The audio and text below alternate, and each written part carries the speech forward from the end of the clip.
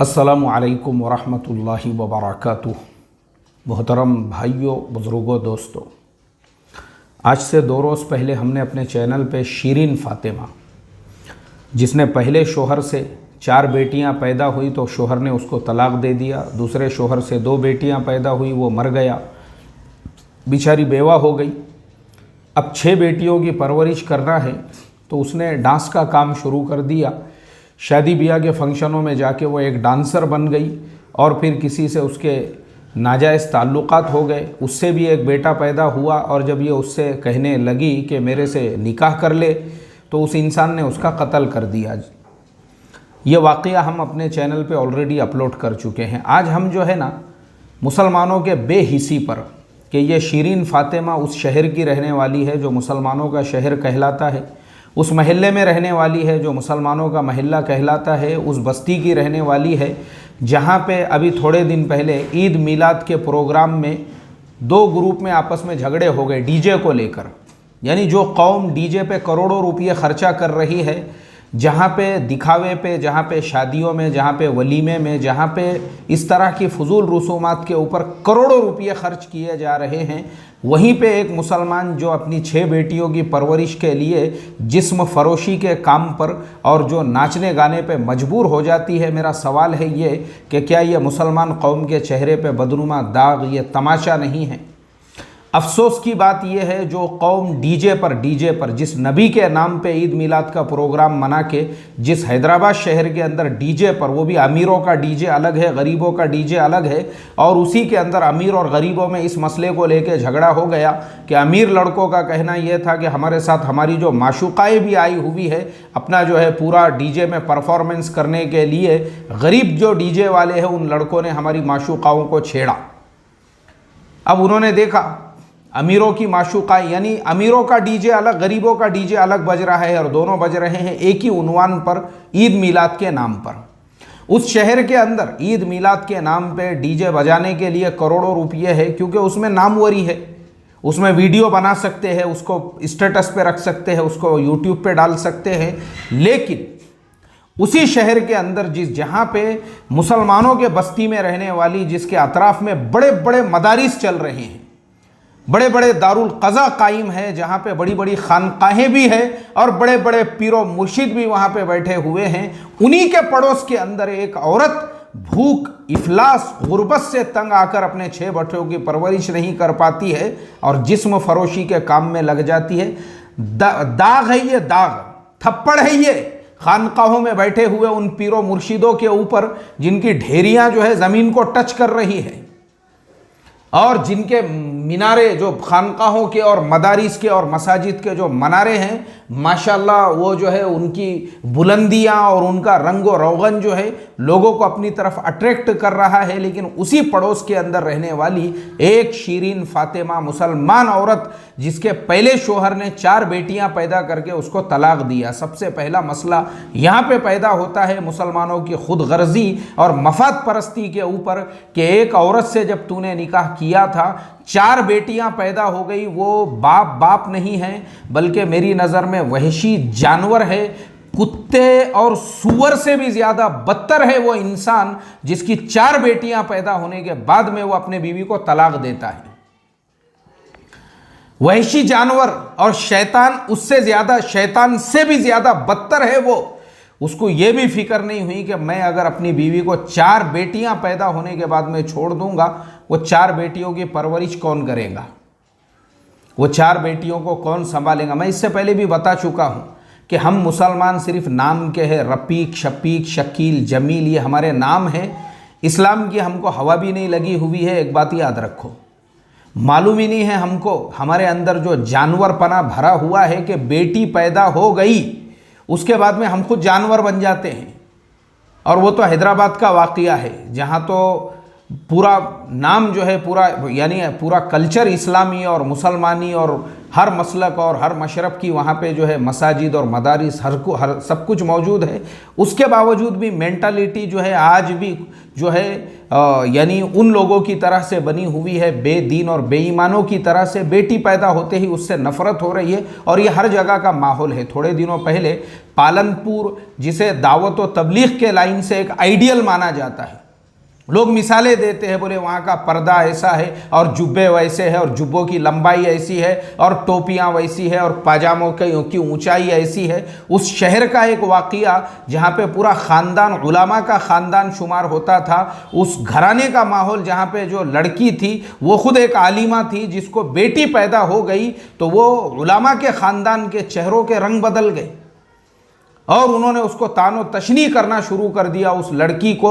और वहीं पे हॉस्पिटल के अंदर जो है दवाखाने वालों से कहा कि ये बेटी को भी और ये इसको भी हमारे घर पे मत आने दो, इनको यहीं तुमको क्या करना है कर दो। मुझे आप बताओ, उस दवाखाने में काम करने वाले नर्सरी डिपार्टमेंट के जो नर्सें हैं, जो गैर मुस्लिम हैं, जो मुसलमान नहीं हैं, वो चेहरा देखते रह गए कि माशाल्लाह जुब्बे ज़मीन को टच कर रहे हैं और पाजामों की ऊँचाई है और सरों पर टोपियाँ हैं और माशाल्लाह दावत तबलीग का 100% माहौल है। लेकिन अल्लाह माफ़ करे मोहतरम दोस्तों, ये सिर्फ हमने पोपट और तोते की तरह से ज़ुबान पे रटे हुए अल्फाज है। ये इकराम मुस्लिम वगैरह जितना हम मुसलमान को की धज्जियाँ उड़ाते हैं और जितना हम एक दूसरे को गाली गलौज करते हैं और जितना मैं देखता हूँ ना, वही तबलीग के ही काम करने वालों में बहुत सौ को मैं देखता हूँ जिन्होंने जो आज एक दूसरे से इख्तिलाफ हो गए तो एक दूसरे को गालियाँ देने में, बहतान लगाने में और पता नहीं क्या क्या बोलने में और कॉल रिकॉर्डिंग करके उसको सोशल मीडिया पे,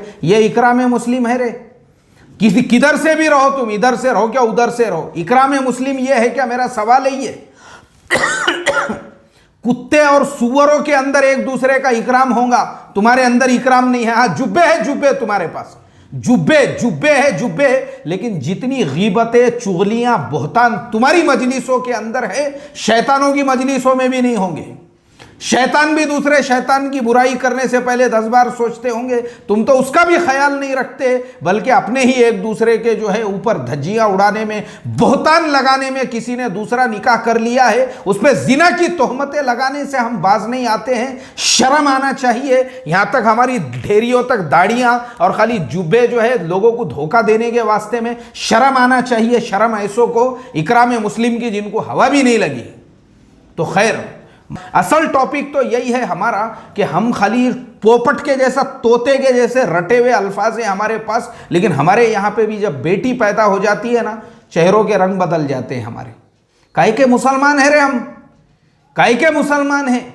मुसलमान कहलाने के हकदार भी नहीं है, धब्बे हैं हम, धब्बे इस्लाम के नाम पे हम ही है जिनकी वजह से इस मुल्क की अक्सरियत जो आज हमारे से नफरत करती है और आज जो इस्लाम से रुकी हुई है ना, वो कुरान करीम की वजह से नहीं, वो हदीस की वजह से नहीं, वो आज के मुसलमानों के करतूत और इस तरह की हरकतों की वजह से 4 बेटियां पैदा करा और 4 बेटियां पैदा करने के बाद में वो औरत को तलाक दे रहा है। वो शर्म है उसको? वो जानवर को, वो वहशी जानवर को, वो कुत्ते के पिल्ले को, वो रंडी की नस्ल के को, वो शैतान के पिल्ले को, उसको शर्म है उसको 4 बेटियां पैदा करने के बाद में? अरे शर्म आना चाहिए। अक्सर लोग वो होते हैं जब औलाद पैदा हो जाती है तो फिर बीवी कैसी भी रहो, वो सिर्फ इसलिए उसको बर्दाश्त करते हैं कि भाई अपनी औलाद के फ्यूचर का मसला है। अगर ये औरत को हम छोड़ देंगे वो उसका तो हो जाएगा, लेकिन वो बच्चों का क्या होगा? कोई ड्रग्स बेचने वाला बनेगा, कोई गांजा बेचने वाला बनेगा, कोई बच्चा जो है ना आगे चल के उनका कोई फ्यूचर नहीं है।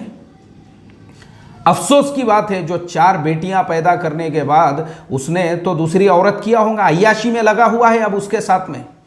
इसने तो अपना ठंडा कर लिया ना, उसने दूसरी औरत मिल गई होंगी उसको, सुबह से शाम, सकाळ दोपहर संध्याकाळ, इसका तो पूरा प्रोग्राम चल रहा होगा उसके साथ में, आगाड़ी पिछाड़ी, ऊपर नीचे, आजू बाजू, जिधर से भी है उसको, वो तो अपना सब अपने जज्बात ठंडे करने में लगा होगा। लेकिन जो शिरीन फातिमा को 4 बेटियां पैदा होने के बाद तलाक दे दिया उसने, पहले तो वो औरत जिसने उसके साथ में दूसरा निकाह की होंगी, बेगैरत और बेशर्म है वो भी औरत, जिसको ये शर्म आना चाहिए था कि अगर ये इसके साथ में निकाह कर रहा तो पहले तहकीक करती कि जो औरत को छोड़ा है, 4 बेटियां पैदा करके छोड़ा है, कल को तेरे साथ में भी वैसा ही कर सकता है।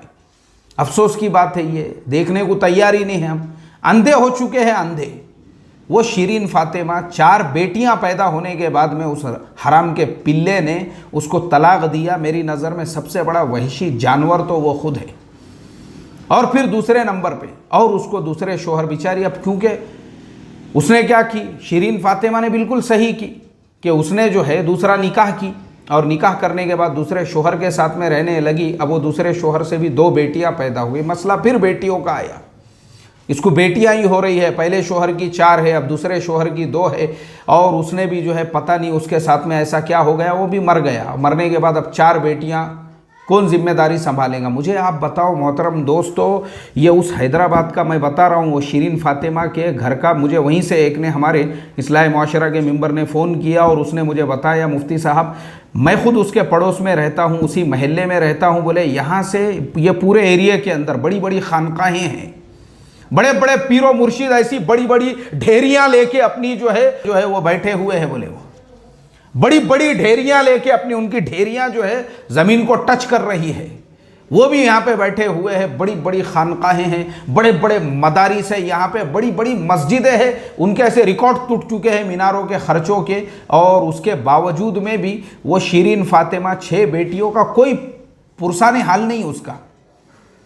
और जब उसका कोई पुरसाने हाल नहीं तो वो जिस्म फरोशी के कारोबार में लग गई। वो जिस्म फरोशी के कारोबार में, ये बदनुमा दाग है, दाग मुसलमान। मुझे आप बताओ, जिस मुसलमान समाज के अंदर ईद मिलाद का प्रोग्राम बनाने के लिए अगर कोई कमेटी या कोई तंजीम है, तो उसी मुसलमान समाज के अंदर ऐसी जो बेवाएं हैं जिनकी बेटियां घरों में बैठी हुई है, ऐसे जो यतीम हैं, उनकी परवरिश करने के लिए कोई तंजीम तहरीक नहीं है हमारी। डीजे के लिए है, डीजे के लिए अमीरों की रंडियां नाच रही हैं वहां पे जाके। अमीर जो रंडियां हैं वो डीजो के पीछे ऐसा पूरा अपना शोरूम हिला हिला के वहां पे डीजे के पीछे नाच रही है ईद मिलाद के नाम पे, और गरीबों का डीजे अलग से बज रहा है। इसके लिए कमेटियां हैं हमारे पास में। लेकिन कौम की बहन बेटियां बेवा हो रही है, उनके घर में उनकी जो है ऐसी 6 बेटियां हैं, उनके लिए कोई कमेटी नहीं है हमारे पास। क्यों कयामत में हमारे से सवाल नहीं होगा इसका? संडे फंडे के अंदर हाथ में, दोनों हाथ में पकड़ के जो गाना गा रही थी, क्यों उसके लिए टाइम है तुम्हारे पास में? और वहां जाके पूरा हुजूम बुरके वालियों का वो लगाने के लिए टाइम है तुम्हारे पास, और ये देखने का टाइम नहीं है? तुम्हारे महल्ले में, तुम्हारे गली में अल्लाह के नबी सल्लल्लाहु अलैहि वसल्लम का ये हुक्म है कि पड़ोसियों के जो हुकूक है, हुकूक, कल क़यामत के दिन तुम्हारे से जो है पड़ोसियों के बारे में भी सवाल होगा। सहाबा फरमाते हैं, हमें हमारे नबी सल्लल्लाहु अलैहि वसल्लम ने पड़ोसी के हुकूक के बारे में इतनी तलकीन की और इतने पड़ोसी के हुकूक समझाए और इतने सिखाए, हमको बाज़ औक़ात तो ये डर लगता था कि कहीं पड़ोसी मीरास में हिस्सेदार ना करार पा लिया जाए। फरमाया कि अपने घर में जो शोरबा और सालन पक रहा हो उसमें पानी ज़्यादा करो ताकि तुम अपने पड़ोसियों के घरों में भी भेज सको। यह है पड़ोसियों के हुकूक। लेकिन अफसोस की बात, आज के मुसलमानों के पास जुब्बे आ गए, चकाचक, सब मफाद परस्ती और खुदगर्जी में लगे हुए हैं। सबको अपने दुकानों की, अपने टपरियों की, अपने पोजीशन की, अपने मकाम की पड़ी हुई है। ये सब खाली बातें रह गई हुई है, बातें। बस अल्लाह हिफाजत फरमाए, बातें रह गई हुई है ये बातें। अल्लाह हिफाजत फरमाए, खाली घमंड और अकड़ के लिए, बस बड़ेपन के लिए। बाकी तो ग्राउंड लेवल के ऊपर एक मुसलमान खातून जिसके घर में 6 बेटियां पैदा हुई, कोई पुरसाने हाल नहीं है उसका। मुझे बताओ, वो औरत जिसके पड़ोस में जो है जो मुसलमान रहते थे, क्या क़यामत में उनसे सवाल नहीं होगा? उनके शादी के, उनके वलीमे के फंक्शन में करोड़ों रुपये लुटाए जा रहे हैं उसी हैदराबाद शहर के अंदर। आप देखो, उसी शहर के अंदर करोड़ों रुपये शादी ब्याह वलीमे के अंदर लुटाए जा रहे हैं, और वहाँ पे उन्हीं के महलों के अंदर गरीब सिसक के मर रहे हैं। कैसे मुसलमान है रे तुम, कैसे मुसलमान है? तुम्हारी वजह से ही अल्लाह तबारक व तआला ने वक्त के फ़िरऔन और कारून को मुसल्लत किया, जो ऐसा तुमको ठेस के, जो तुम्हारे ऊपर ये नए नए कायदे कानून जो लागू कर रहे हैं ना, ये अजाब है, अजाब अल्लाह ताला का। इसी वजह से या ऐसी शीरीन फातिमा के जैसी जो गरीब, जो सिसक रही है, जो 6 बेटियां जिनकी पैदा होके शोहरे उनको तलाक दे रहे हैं और जो जिस्म फरोशी पे मजबूर है ना, ये उनकी आहें हैं, आहें, जिसकी वजह से अल्लाह ने ये नए नए कायदे कानून लागू करा दिया, जिसकी वजह से देखो अभी तुम आगे कैसे कैसे अजाब आने वाले हैं। अजाब है ये अजाब। ये अल्लाह ताला की तरफ से, ये मार है, ये अल्लाह ताला की तरफ से। ये जो कुछ आज हो रहा है ना, ये तो शुरुआत है खाली, अभी डिटेंशन सेंटरों के काम शुरू होना बाकी है। अभी होने दो, अभी खाली सीए एनआरसी को लागू, और उसके बाद मज़ा देखो खाली तुम। ये अजाब है, ये आहें हैं, ये शिरीन फातिमा के जैसों की आहें बहुत मस्ती में आए, वलीमे में करोड़ों लूटाते, और ऐसे गरीब औरतें जो है ऐसा सिसक के जिस्म फरोशी पे मजबूर है। जिम्मेदार है वो करोड़पति और पैसों में, और इस तरह से जो है ना खानकाहों के अंदर अपनी ढेरियां ज़मीन को टच करते हुए, और वो सारे ऐसे लोग मिंबरों पे और जो है ऐसे बड़े बड़े मीनारों पे और गुंबदों पे करोड़ों रुपये खर्च करके गरीब जो ऐसे सिसक रहे हैं ना, ये तुमको अभी मज़ा मालूम होने वाला है आगे, देखो खाली तुम। अल्लाह हिफाजत फरमाए। कोई भी कौम जब बर्बाद होती है ना, वह ऐसे ही नहीं होती है, या ऐसे गरीबों के सिसकियों के बाद में। मुझे बताओ, हमारे से सवाल नहीं होगा क़यामत के दिन? हमारे से सवाल नहीं होगा? ये सब हमारे महल्लों में, हमारे बस्तियों में, हमारे अतराफ़ के अंदर इस तरह की जो बेवाएं हैं, जो गरीब है, जो ऐसे सिसक के मर रही है, और जो ऐसी 6 बेटियां, कौन है वो 6 बेटियों का आज पुरसाने हाल, उनकी नानी का रो कर बुरा हाल है। मुझे आप बताओ, मैंने इससे पहले भी कहा था कि जो उनके पड़ोस में अतराफ़ में रहने वाले हैं, अरे अपने तुम्हारे ज़कात के सबसे पहले मुस्तहिक वो है, मदद करो उनकी जाकर। छोटा वलीमा करो, लेकिन वो बच्चियों के तालीम की जिम्मेदारी संभालो।